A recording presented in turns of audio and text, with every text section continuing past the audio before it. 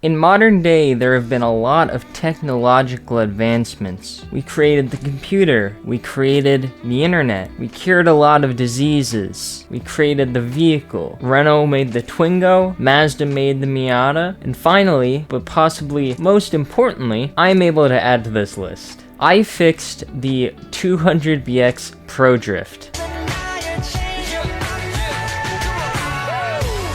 Now hold your applauses, I couldn't have done this by myself. There's two specific mods that you're gonna need to download if you want to replicate this config, or I might possibly post it in my Discord, which is linked down in the description down below. You're gonna need the LGN Performance Pack, as well as the CJD Tunes Pack. So more or less, I just built off of the 200BX Pro Drift variant. If we go into the front suspension, as you can see here, I swapped it out for the LGN Advanced Drift steering. I did not put any power steering on. In the rear suspension, I added a welded differential. In the engine, I changed the long block from a stage 2 to a stage 3. This gave the little bit of a bump in horsepower that you needed. And I also changed the engine management to the CJD Race ECU with nothing underneath it. Now, if we go into the performance tab, I changed the final drive from 3.74 to 3.65. This gives it a little bit of a longer power band. The rev limiter defaulted to 8,000 RPMs, which is basically making the engine almost explode.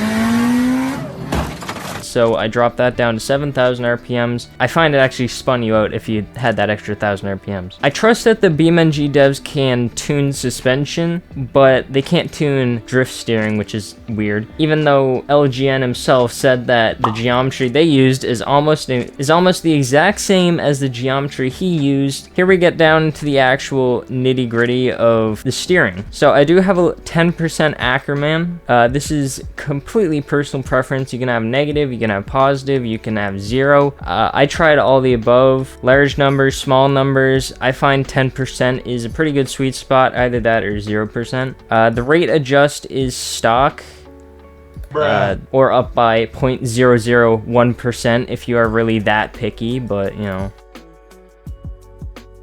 The angle adjust is your steering angle, so I obviously up that to 75. I have negative 85% camber in the front, so it is cambered out pretty good. Your caster adjust, I up that from I think 30 to 35, and that gives you a little bit more self-centering, which is what you want. Up front, I have negative 75% toe, and in the rear, I have positive 75% toe. The front out and the rear's in just makes this thing a whole heck of a lot smoother. Like if you were to get the stock one and put this toe setting on it, it won't be as bad as it used to be. And I did drop it to 6.5% tire pressure in the rear. This is just about getting into the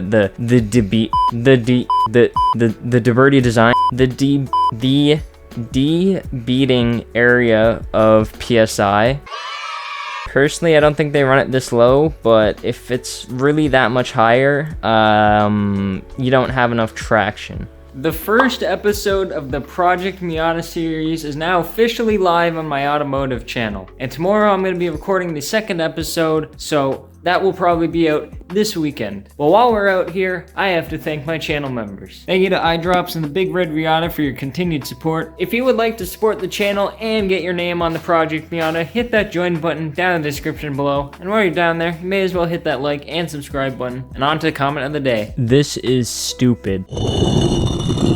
How dare you make fun of my glorious masterpiece? No, I'm just kidding. This thing sucks. So before we actually do get into taking some runs with my car, we are going to try out the old Pro Drift and we'll see how it compares to mine. Now obviously it has the Rhinox Racing stamp of approval, so you know it's gonna be an absolute baller car. I really do need to touch up on my drift skills. I did practice quite a lot with it before, so hopefully I'm not as bad.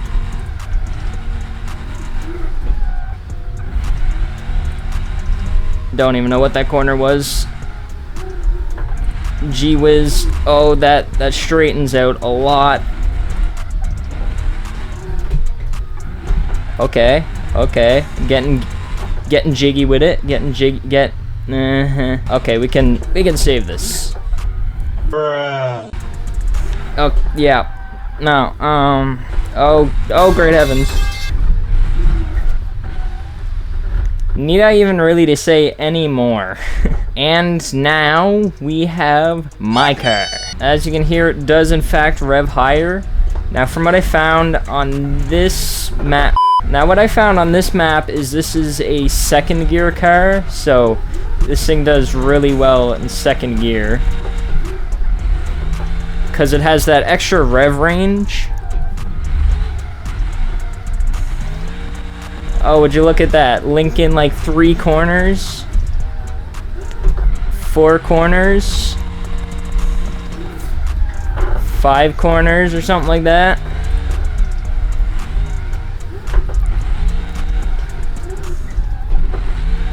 Getting up close to the guardrail, getting up close and personal with the guardrail.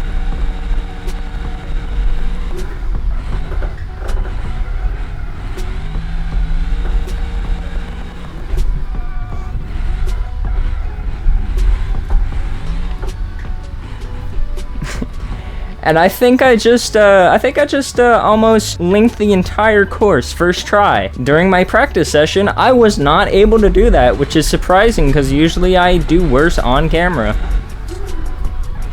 A little bit of a spin out. So, just to prove to you, this thing still can spin out, so it still takes skill. Alright, let's head on over to the B course. I wonder if I can do a reverse entry up here with this thing.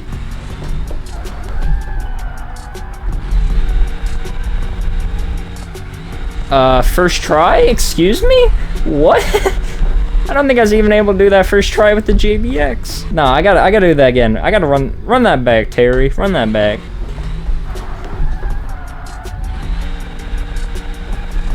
Bro, twice in a row? What the hell is that, bro? Put it in reverse, Terry. Put it in reverse.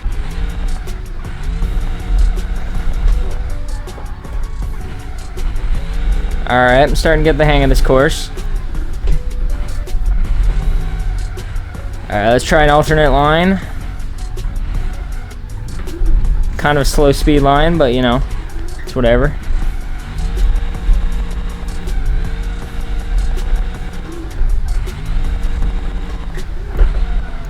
Kind of fishtailing it. Oh, accidentally straightened it out.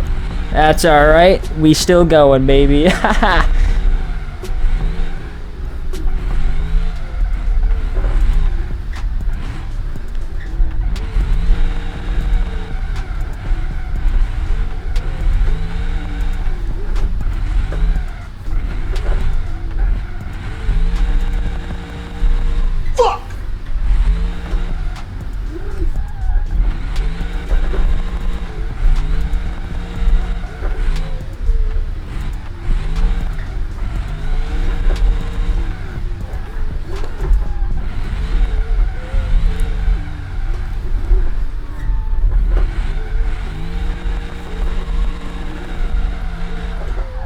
Oh man, that was a good line. Join my Discord down in the description down below. Consider becoming a channel member to get your name on the Project Miata. As well as when you're down there, may as well hit that like and subscribe button while you're at it. That'll be all for what? That'll be all from me. I'll see you guys in the next video.